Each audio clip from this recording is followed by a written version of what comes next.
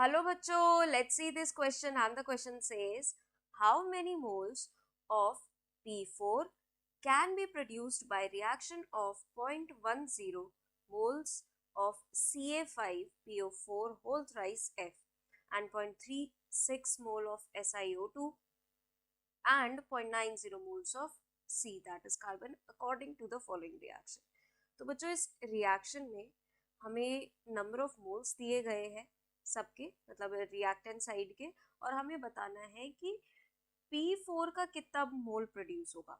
तो बच्चों पहले सारी ये रिएक्शन पूरी फिर से एक बार लिख लेते हैं।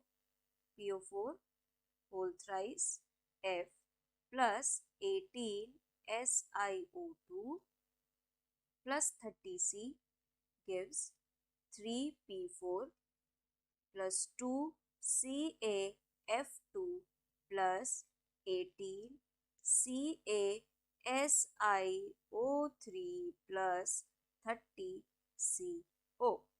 ठीक है बच्चों, यहाँ पर क्या है दिया गया है हमें, इसका दिया है 0.10 मोल, इसका दिया गया है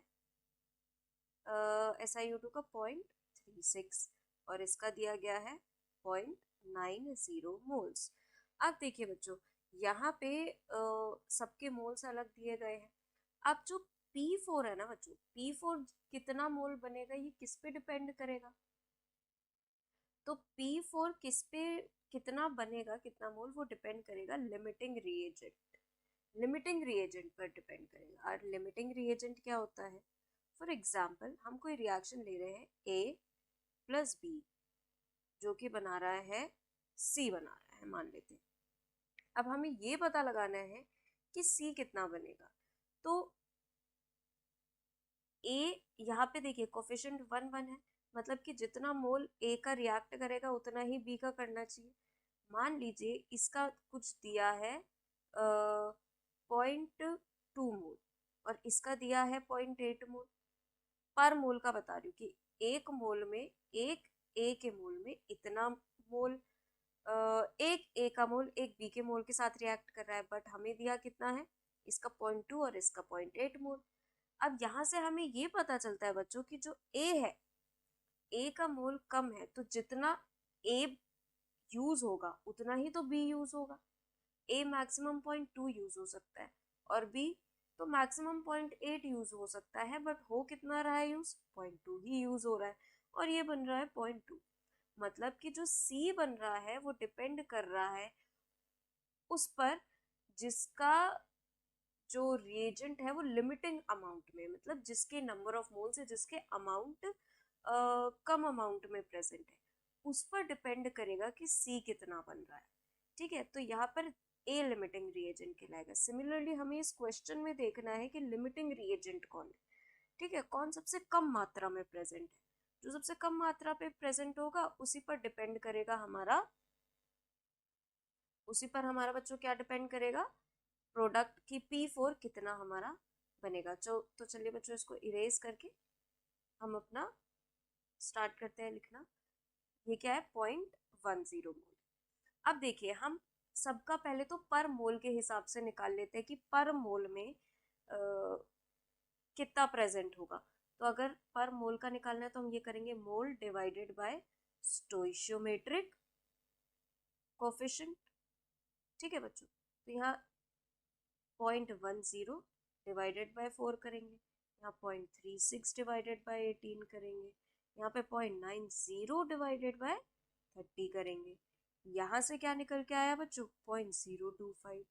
ठीक है, यहाँ से क्या निकल के आया, 0.02। ठीक है, और यहाँ से निकल के आया बच्चों 0.03।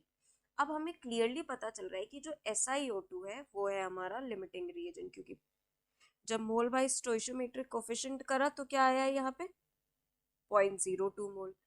तो इससे अब हम यहाँ से निकाल सकते हैं कि P4 कितना बनेगा। अब हमें क्वेश्चन के अकॉर्डिंग पता है बच्चों कि 18 मोल SiO2 से कितना मोल P4 बनता है, 3 मोल P4 बनता है। ठीक है। 3 मोल P4 बनता है, तो 1 मोल SiO2 से कितना बनेगा?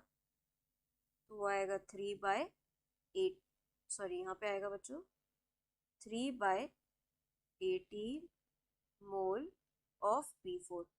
और क्वेश्चन में कितना दिया गया है? 0.36, तो 0.36 मोल ऑफ SiO2 से कितना बनेगा? 3/18 इंटू 0.36 मोल ऑफ P4। तो यहाँ से हमारा क्या आंसर आएगा बच्चों? यहाँ से हमारा आएगा 0.06 मोल ऑफ P4। तो 0.06 का आंसर है, वो आंसर है हमारे ऑप्शन ए में। तो बच्चों यहाँ पे हमें बस ये समझ, मतलब जो मेन पॉइंट है समझने का, कि हमें निकालना है लिमिटिंग रिएजेंट। हमें पता चल गया लिमिटिंग रिएजेंट क्या है, उसके बाद तो काम बिल्कुल आसान है। उसके बाद की कहानी हमें पता है कि कैसे निकालना है, बस हमें ये पता लग जाए कि किसके करस्पॉन्डिंग हमें निकालना है। तो हम फाइनल आंसर बच्चों क्या रिपोर्ट करेंगे? Option A. So I hope all of you understood very well. Thank you and best of luck.